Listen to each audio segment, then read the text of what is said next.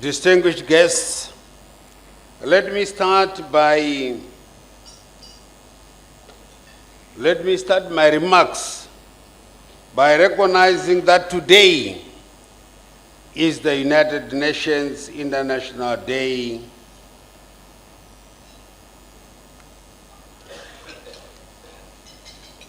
which has been set aside to remember the issue of drugs and substance abuse.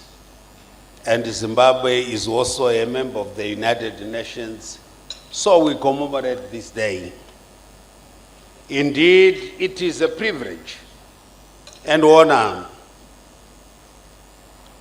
to be part of this prestigious event and introduce the President of the Republic of Zimbabwe, His Excellency Dr. Emmerson Dambudzo Mnangagwa, our guest of honor at the launch of the multi-sectoral drug and substance abuse plan 2024 to 2030.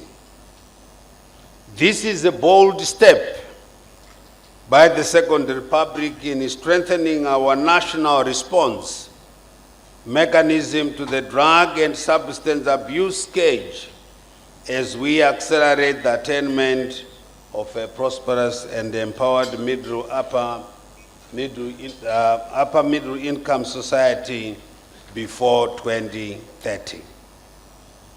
The President is leading from the front to ensure improved health outcomes of all Zimbabweans.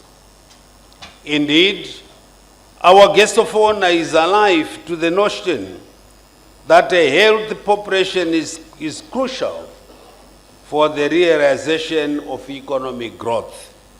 Hence, the concerted policy interventions to combat the drug and substance abuse menace. The policy initiatives are henceforth going to be underpinned by the Drug and Substance Abuse Plan, whose launch we are witnessing today.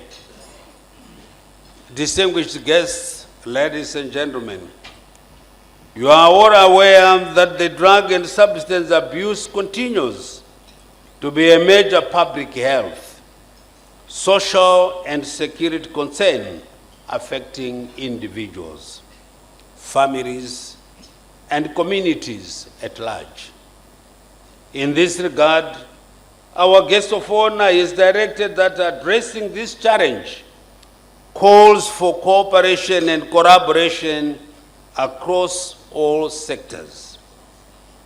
To that end, the fight against drugs and substance abuse begins with you.